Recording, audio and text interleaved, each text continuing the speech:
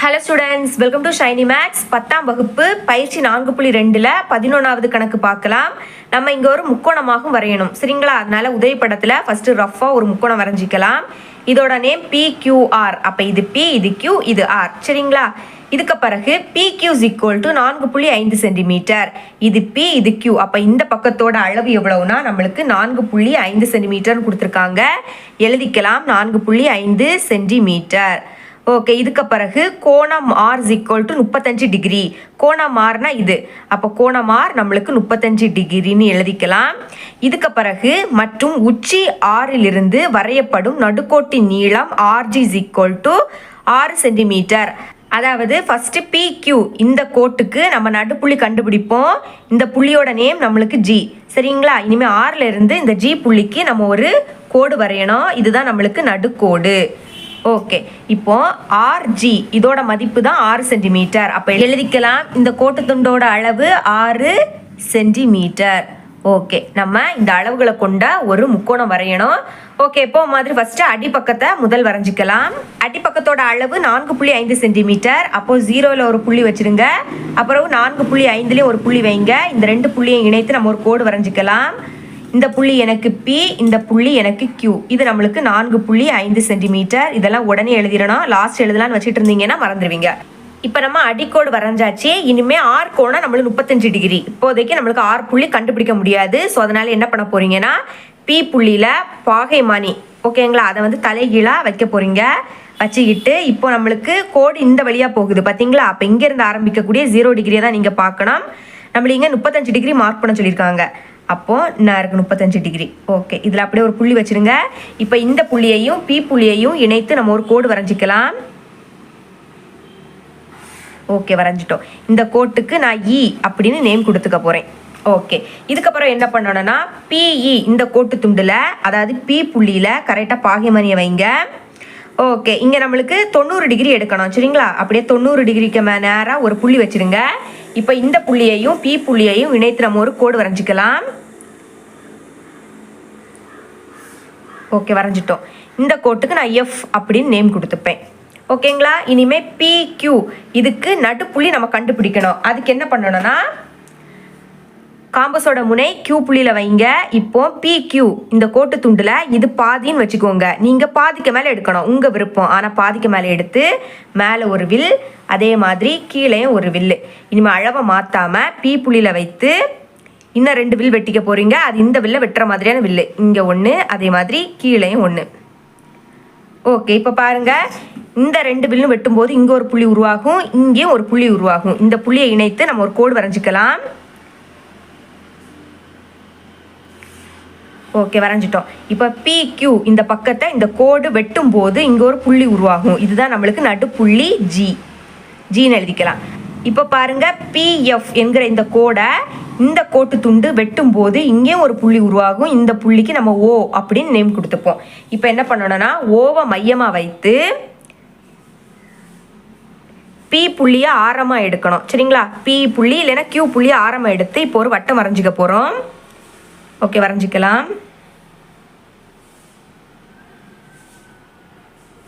இந்த மாதிரி ஒரு வட்டம் நீங்கள் வரைஞ்சிக்கணும். முக்கோணம் வரைகிறதுல மொத்தமாக 3 மெத்தட் இருக்குது, சரிங்களா? அந்த 3 மெத்தட்லேயுமே இது வரைக்கும் நம்ம வரைஞ்சது எல்லா மெத்தட்லேயுமே சேம் தான், சரிங்களா? இனிதான் நம்மளுக்கு மாறும். ஓகே, இனி என்ன பண்ணணும்னா G புள்ளியிலிருந்து 6 சென்டிமீட்டர் அளவெடுத்து ஒரு வில் வெட்டிக்க போகிறோம். அதுக்கு ஸ்கேல் எடுத்துக்கோங்க. காம்பஸோட முனை கரெக்டாக 0ல் இருக்கணும். பென்சில் முனை 6ல் இருக்கணும், சரிங்களா? நான் இங்கே ஸ்கெட்சில் வரைகிறேன், ஆனால் நீங்கள் பென்சிலால் மட்டும்தான் வரைஞ்சிக்கணும். இப்போ நீங்கள் என்ன பண்ண போகிறீங்க, காம்பஸோட முனையை G புள்ளியில் வைக்க போகிறீங்க. வச்சு இந்த வட்டத்தை வெட்டுற மாதிரியான வில்லு இந்த மாதிரி. இப்போ பாருங்க, இந்த வட்டத்தோட பருதியை இந்த வில் வெட்டும் போது நம்மளுக்கு இங்கே ஒரு புள்ளி உருவாகிருக்கு. இந்த புள்ளி தான் R. அப்போ Rன்னு எழுதிக்கலாம். இனி உதவி படத்தை பாருங்க. Rலேருந்து Pக்கு ஒரு கோடு வரைஞ்சிருக்கோம், Rலேருந்து Gக்கு ஒரு கோடு வரைஞ்சிருக்கோம், Rலேருந்து Qக்கு ஒரு கோடு வரைஞ்சிருக்கோம். அதே மாதிரி நம்மளும் ஒரு கோடு வரைஞ்சிக்கலாம். ஃபர்ஸ்ட் Rலேருந்து P. ஓகே, அதே மாதிரி நம்ம Rலேருந்து G.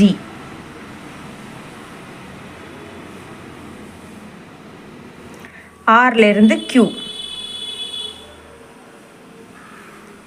ஓகே, வரைஞ்சிட்டோம். இப்போ அளவுகள் எழுதலாமா? நம்மளுக்கு RG 6 சென்டிமீட்டர். அப்போ எழுதிக்கலாம் 6 சென்டிமீட்டர். ஓகே, இனிமே ஆர் கோணம் நம்மளுக்கு 35 டிகிரி, அதையும் எழுதிக்கலாம். 35 டிகிரி. நம்மளுக்கு இங்கே தானாகவே ஆர் கோணம் 35 டிகிரி அமைஞ்சிருக்கும். வேணா நீங்கள் பாகைமானியை எடுத்து அளந்து கூட பார்த்துக்கலாம். ஓகே, கரெக்டாக ஆர் புள்ளியில் வைங்க. கரெக்டாக எனக்கு 30க்கும் 40க்கும் இடையில தான் இருக்குது. சரிங்களா? இந்த மாதிரி தான் நீங்கள் பார்த்துக்கணும். நம்ம இப்போ தந்திருக்க அளவை பயன்படுத்தி முக்கோணம் PQR வரைஞ்சிட்டோம். இனி வரைமுறை பார்த்துடலாம். ஆல்ரெடி நான் எழுதிட்டேன், ஒருக்கா ரீட் மட்டும் பண்ணுறேன். வரைமுறை படி 1, PQ = 4.5 சென்டிமீட்டர் அளவுள்ள கோட்டு துண்டை வரைந்தேன். படி 2, புள்ளி P வழியே கோணம் QPE = 35 டிகிரி என இருக்கும்படி PE-ஐ வரைந்தேன்.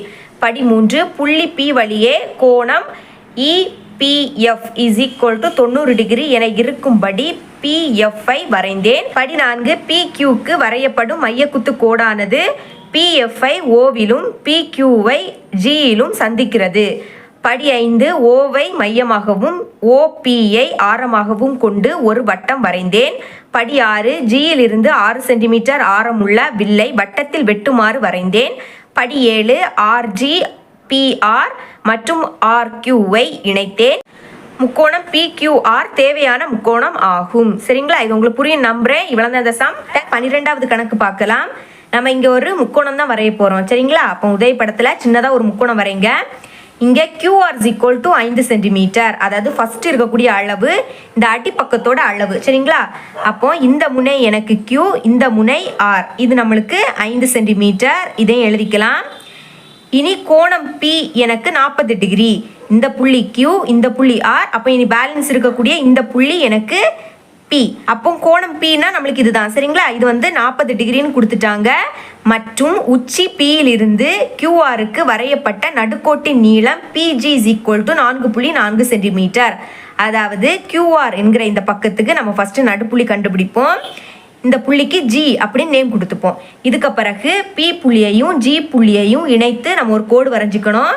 இதுதான் என்னன்னா நம்மளுக்கு நடுக்கோடு. சரிங்களா?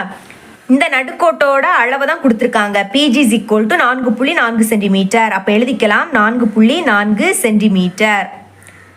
ஓகே, இப்போ இருக்கும்படி முக்கோணம் PQR வரைக.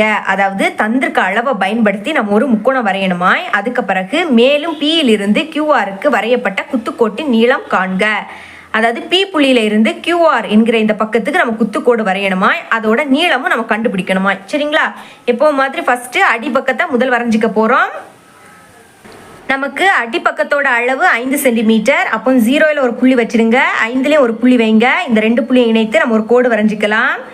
ஓகே, இந்த புள்ளி எனக்கு Q, இந்த புள்ளி R. இதெல்லாம் உடனே எழுதிடணும். கடைசியில் எழுதலான்னு வச்சுட்டு இருந்தீங்கன்னா மறந்துடுவீங்க. சரிங்களா? ஓகே, இனிமே கோணம் P எனக்கு 40 டிகிரி. நம்ம இப்போதைக்கு P புள்ளியை கண்டுபிடிக்க முடியாது. அப்போ நீங்கள் என்ன பண்ணணும்னா பாகைமானி எடுத்துக்கோங்க. அதை கரெக்டாக தலைகீழா இப்படி வச்சு Q புள்ளியில் வைக்கிறீங்க. சரி, நம்மளுக்கு இப்போ கோடு இந்த வழியாக போகுது. அப்போ இங்கேருந்து ஆரம்பிக்கக்கூடிய 0 டிகிரியை தான் நீங்கள் பார்க்கணும். நம்மளுக்கு இங்கே 40 டிகிரி கொடுத்துருக்காங்க. அப்போ கரெக்டாக 40 நேரம் ஒரு புள்ளி வச்சுருங்க. இப்போ இந்த புள்ளியையும் Q புள்ளியையும் இணைத்து ஒரு கோடு வரைஞ்சிக்கலாம் இந்த மாதிரி. ஓகேங்களா? இப்போ இந்த கோட்டுக்கு நான் E அப்படின்னு நேம் கொடுத்துக்கிறேன். இனி என்ன பண்ணணும்னா QE என்கிற இந்த கோட்டில் கரெக்டாக Q புள்ளியில் பாகைமானியை வைங்க. இங்கே நீங்கள் 90 நேரம் ஒரு புள்ளி வச்ச போகிறீங்க. சரிங்களா? நம்ம இந்த மாதிரி முக்கோணம் வரையக்கூடிய எல்லா சம்முக்குமே இங்கே 90 டிகிரி தான் மார்க் பண்ணிப்போம். இனி இந்த புள்ளியையும் Q புள்ளியையும் இணைத்து ஒரு கோடு வரைஞ்சிக்கலாம். ஓகே, வரைஞ்சிட்டோம். இந்த கோட்டுக்கு நான் F அப்படின்னு நேம் கொடுத்துக்கிறேன். இனி நம்ம நடுப்புள்ளியான G புள்ளியை கண்டுபிடிக்கணும். அதுக்கு என்ன பண்ணணும்னா காம்பஸோட முனைய R புள்ளியில வைங்க. இப்போ QR என்கிற இந்த பக்கத்துல இது பாதி அளவுன்னு வச்சுக்கோங்க. நீங்க பாதிக்கு மேல எடுக்கணும், உங்க விருப்பம். ஆனா பாதிக்கு மேல அளவெடுத்து மேலே ஒரு வில், அதே மாதிரி கீழேயும் ஒரு வில்.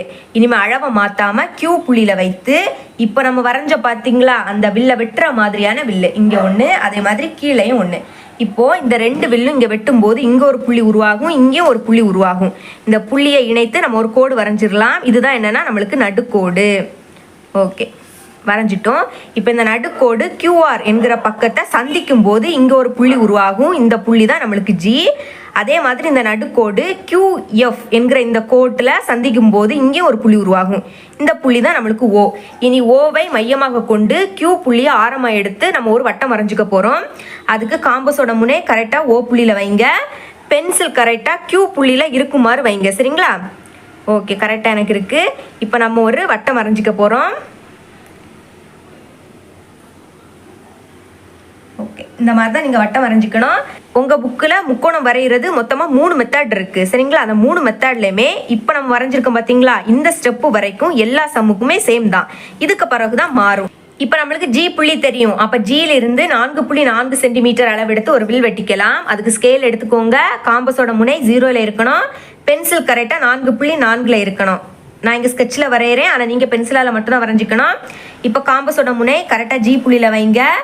இப்போ வட்டத்தோட பருதியை வெட்டுற மாதிரி ஒரு வில்லு, அதே மாதிரி இந்த சைடும் சரிங்களா. இப்போ இந்த வில் இந்த வட்டத்தில் வெட்டும்போது இங்கே ஒரு புள்ளி உருவாகும். இந்த புள்ளி தான் நம்மளுக்கு பி. அதே மாதிரி இந்த புள்ளிக்கு நம்ம எஸ் அப்படி நேம் கொடுத்துப்போம். இப்போ பி புள்ளியையும் கியூ புள்ளியையும் இணைத்து ஒரு கோடு வரைஞ்சிக்கலாம். ஓகே, இந்த மாதிரி. அதே மாதிரி பி புள்ளியையும் ஆர் புள்ளியையும் இணைத்து நம்ம ஒரு கோடு வரைஞ்சோம் அப்படின்னா நம்மளுக்கு ஒரு முக்கோணம் கிடைச்சிடும். ஓகே, வரைஞ்சிக்கலாம் இந்த மாதிரி சரிங்களா. அப்புறம் பி புள்ளியையும் ஜி புள்ளியையும் இணைத்து ஒரு கோடு வரைஞ்சிக்கணும். ஓகே, வரைஞ்சிக்கலாம். அதாவது டாட் டாட் வச்சு ஒரு கோடு இந்த மாதிரி. இது வந்து நம்மளுக்கு 4.4 சென்டிமீட்டர். அப்போ எழுதிக்கலாம் 4.4 சென்டிமீட்டர். இனி கோணம் பி 40 டிகிரி. இந்த பி கோணமானது 40 டிகிரி இங்கே தானாகவே அமையும். வேணால் நீங்கள் பாகைமானியை எடுத்து செக் பண்ணிக்கோங்க. கரெக்டாக PQ என்கிற இந்த கோட்டில் பி புள்ளியில் கரெக்டாக வைங்க. பார்த்தீங்களா, எனக்கு கரெக்டாக 40 கரெக்டாக இருக்குது. 40 டிகிரி கரெக்டாக வரும். இப்போ நம்ம முக்கோணம் PQR இதை வரைஞ்சிட்டோம். இனி Pயிலிருந்து QR என்கிற இந்த கோட்டுக்கு நம்ம குத்துக்கோடு வரையணும். அந்த குத்துக்கோடோட நீளத்தை நம்ம கண்டுபிடிக்கணும் சரிங்களா. அதுக்கு QR என்கிற இந்த பக்கத்தை கொஞ்சம் கூட நீட்டிக்க போகிறோம். இப்போ Pயிலிருந்து QR பக்கத்துக்கு நம்ம குத்துக்கோடு வரையணும். அப்படின்னா பி புள்ளியில் காம்பஸோட முனையை அப்படியே வைங்க. வச்சுக்கிட்டு இந்த கோடை 2 முறை வெட்டுற மாதிரியான வில்லு, அதாவது அரை வட்ட வடிவில் ஒரு வில் வெட்டினீங்கன்னா உங்களுக்கு இன்னும் ஈஸியாக இருக்கும். ஓகே, வெட்டிக்கலாமா இந்த மாதிரி சரிங்களா. இப்போ இந்த அரை வட்ட வில் இந்த கோட்டு துண்டில் வெட்டும் போது இங்கே ஒரு புள்ளி உருவாகும். அதே மாதிரி இங்கேயும் ஒரு புள்ளி உருவாகும். இப்போ அளவை மாற்றாமல் இந்த புள்ளியில் வைத்து இங்கே ஒரு வில், அதே மாதிரி இந்த புள்ளியில் வைத்து இன்னொரு வில், அந்த வில் இந்த வில்ல வெட்டுற மாதிரியான வில்லு சரிங்களா. இந்த மாதிரி இப்போ இந்த 2 வில்லும் வெட்டும் போது இங்கே ஒரு புள்ளி உருவாகும். இந்த புள்ளியையும் பி புள்ளியையும் இணைத்தோம் அப்படின்னா QR பக்கத்தோட குத்துக்கோடு நம்மளுக்கு கிடச்சிடும். இப்போ QR பக்கத்தை இந்த குத்துக்கோடு வெட்டும் போது இங்கே ஒரு புள்ளி உருவாகுது பார்த்தீங்களா. இந்த புள்ளிக்கு M அப்படி நேம் கொடுத்துக்கணும். இப்போ Pயிலிருந்து M எவ்வளவு இருக்குன்னு பார்க்கலாம். ஓகேண்ணா, கரெக்டாக 2.2 சென்டிமீட்டர் இருக்குது. அப்போ எழுதிக்கிறேன் 2.2 சென்டிமீட்டர். ஓகே, இந்த கண்டிப்பாக இந்த குத்துக்கோடு 90 டிகிரியாக தான் இருக்கும் சரிங்களா. இப்போ கொஸ்டினில் கேட்ட மாதிரி முக்கோணமும் வரைஞ்சிட்டோம், குத்துக்கோடோட நீளமும் கண்டுபிடிச்சிட்டோம் சரிங்களா. இனி வரைமுறை பார்த்துடலாம். ஆல்ரெடி எழுதிட்டேன், ஒருக்கா ரீட் மட்டும் பண்ணுறேன். வரைமுறை படி 1, QR = 5 சென்டிமீட்டர் அளவுள்ள கோட்டு துண்டை வரைந்தேன். படி 2, புள்ளி Q வழியே கோணம் RQE = 40 டிகிரி என இருக்கும்படி QE-ஐ வரைந்தேன். அப்புறம் படி 3, புள்ளி Q வழியே கோணம் EQF = 90 டிகிரி என இருக்கும்படி QF-ஐ வரைந்தேன். படி 4, QRக்கு வரையப்படும் மையக்குத்து கோடானது QF-ஐ Oவிலும் QR-ஐ Gயிலும் சந்திக்கிறது. படி 5, Oவை மையமாகவும் OQவை ஆரமாகவும் கொண்டு ஒரு வட்டம் வரைந்தேன்.